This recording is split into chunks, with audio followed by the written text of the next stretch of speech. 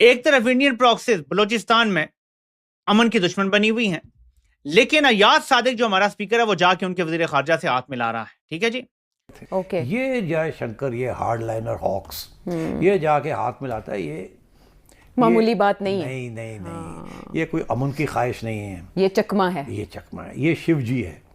ये वही चीज है कि जप्पी पा के चाकू खोल दो, पीठ में छुरा घोंपने की तैयारी है। अब इस दौरान एयाज सादिक की जयशंकर से मुलाकात, ये जो पहला बंदा इन्होंने भेजा, इसहाक डार को नहीं भेजा इन्होंने, ये टेस्टर था चेक करने के लिए हिंदुस्तान के साथ एक बुनियाद शुरू करी। क्योंकि जहन में ये सवाल आता है कि जब 4 रोज़ा जंग हुई तो उसके बाद जयशंकर साहब ने नो पब्लिक एंगेजमेंट की पॉलिसी का ऐलान किया था। पाकिस्तान के साथ ताल्लुकात तब ख़राब हुए, उन्होंने वीज़ाज़ मुअत्तल कर दिए, खेल के मैदान की बात की कि वहाँ मुसाफा नहीं होगा। इंडिया के वजीर खारजा से, वो इंडिया जो हम पे हमला भी करता है, वो इंडिया जो खैबर पख्तूनख्वा में टीटीपी को सपोर्ट करता है, वो इंडिया जो बलूचिस्तान में तंजीमों को सपोर्ट करता है, हम उससे हाथ मिला सकते हैं। लेकिन जी मुन्ना कहता है, एमएफ जो है, कि इमरान खान से फौज नफरत करती है, लेकिन जो मौजूदा क़यादत है ना, ये पाकिस्तान के खिलाफ काम कर रही है। पॉज किया हुआ है संदूर को, पॉज, और तैयारियां पूरी हो रही हैं इंडिया के अंदर कि हमने इंतकाम कैसे लेना है। हाँ जी, तो बड़ी बेइज्जती हुई है ना जी। सारी फौज की और सियासी जमात की, मुंह दिखाने जोगे नहीं रहे। तो जाहिर है वो प्लानिंग तो हो रही है ना वहाँ। हाँ, वो कहते हैं हम तैयारी कर रहे हैं, तैयारी कर रहे हैं ना। तो कैसे हो सकता है कि एक तरफ वो तैयारी कर रहे हों और दूसरी तरफ वो अमन की अब बात करना शुरू कर रहे हैं? हाथ मिला लें आप। ये तो नहीं जी वो पॉज था, बटन फिर दबा दिया और वो आ गए, नहीं। अच्छा, इसके लिए 2 चीज़ें चाहिए। एक तो कोई प्रीटेक्स्ट चाहिए, कोई जवाब चाहिए कि हमने शुरू कर दिया। फिर दूसरा ये कि दुनिया को ये दिखाना है कि इससे पहले कि हम कुछ करें, हम तो बिल्कुल अमन की बातें कर रहे हैं। तो उसके बाद फिर आज डॉक्टर जयशंकर साहब ने कहा, डॉक्टर जयशंकर कहते भाई we have a bad neighbour, हमारा एक बहुत बुरा नेबर है जिसने आतंकवाद को स्टेट पॉलिसी बनाई है, जिसने आतंकवाद को स्टेट पॉलिसी बनाई है, और आतंकवाद के कारण वो अपनी फॉरेन पॉलिसी और अपने इंटरेस्ट को हम पे लागू करना चाहता है। हम उससे सफल नहीं होने देंगे। Bharat has every right to defend itself.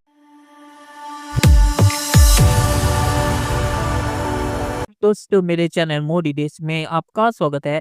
दोस्तों, इस वीडियो को लाइक शेयर और मेरे चैनल को सब्सक्राइब करना मत भूलिएगा। तो दोस्तों, जयशंकर जी और पाकिस्तान के स्पीकर अयाज सादिक की बांग्लादेश में खालिदा जिया की फ्यूनरल पे जो हैंडशेक हुआ था, उस पे नजम सेठी ने अपना तड़का लगा दिया।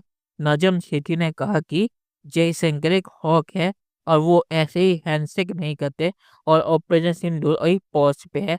तो भारत ने हैंडशेक करके पाकिस्तान को चकमा देने की कोशिश की है कि वो अमन चाहते, असल में पाकिस्तान के साथ वो जंग चाहते हैं। और जयशंकर ये प्रीटेक्स्ट बना रहे हैंडशेक करके कि जयशंकर कह रहे कि हम तो अमन चाहते थे, और फिर भारत कोई फॉल्स फ्लैग करेगा जिसके बहाने पाकिस्तान में हमला करेगा। तो ये हैंडशेक नहीं, जंग की घोषणा है।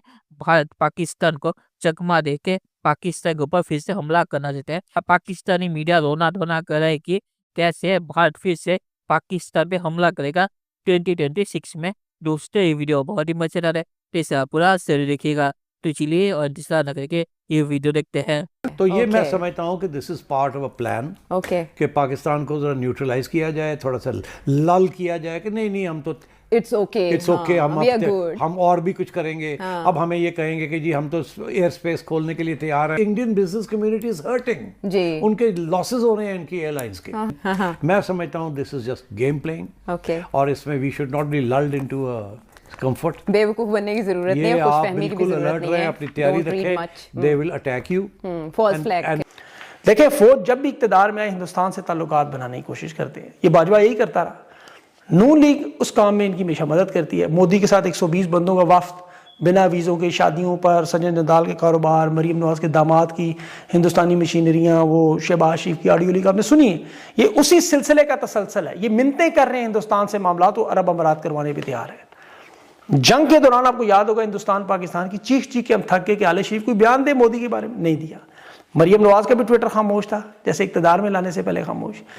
और अब वो शख्स भेजा गया जो पाकिस्तान के आर्मी चीफ का पूरी दुनिया में मजाक उड़ाता रहा कि हिंदुस्तान की जंग में बाजवा की टांगें कांपती थी, माथे पर पसीना था। ये इसने एयाज सादिक ने कहा, जिसका हिंदुस्तानी मीडिया मजाक उड़ाता रहा। अब ये चले गए जयशंकर के पास और पाकिस्तान में मीडिया इसको बहुत बड़ी खबर हुआ, बर्फ पिघल गई, इस्तकबाल हुआ, ये हुआ वो। अब यहाँ आपको याद रखिए DGSPR ने इमरान खान की बहन नौरीन खान ने जब हिंदुस्तान मीडिया कंट्रोल बड़ा गुस्सा किया, उफ बड़ी नाराजगी, गद्दार हो गई हैं इतनी बड़ी।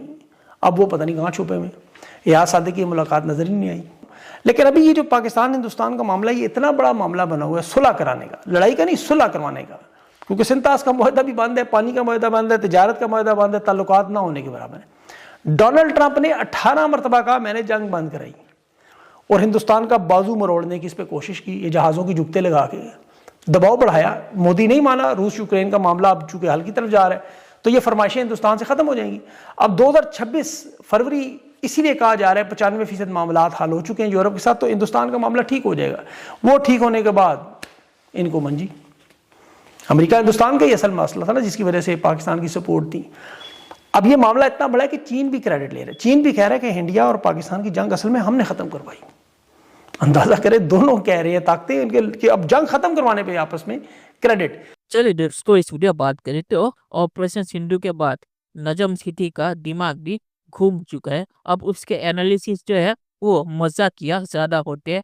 जो नजम सेठी ने यहाँ पे कहा कि हैंडशेक करके भारत ने अमन की दिखावा किया है, तो पहली चीज पाकिस्तानी मीडिया ये चीज नहीं कहता कि जो हैंडशेक जयशंकर जी ने किया पाकिस्तान के साथ, ये पहला नहीं है। अगर आपने विमेन ब्लाइंड क्रिकेट टीम का मैच देखा पाकिस्तान के साथ, वहां पे उन लड़कियों ने भी पाकिस्तान लड़कियों के साथ हैंडशेक किया था। तो ये कहना कि ये पहली बार हैंडशेक है, ये बिल्कुल ही गलत है। तो नजम सेठी यहाँ पे ही गलत है। और जहाँ तक ये बात है कि भारत ने अमन की ख्वाहिश का पाकिस्तान के साथ इजहार किया है इस हैंडशेक के बाद, ये बिल्कुल ही झूठ है। क्योंकि इसके अगले दिन जयशंकर जी ने कहा था कि पाकिस्तान एक खराब नेबर है जो भारत में आतंकवाद फैलाता है।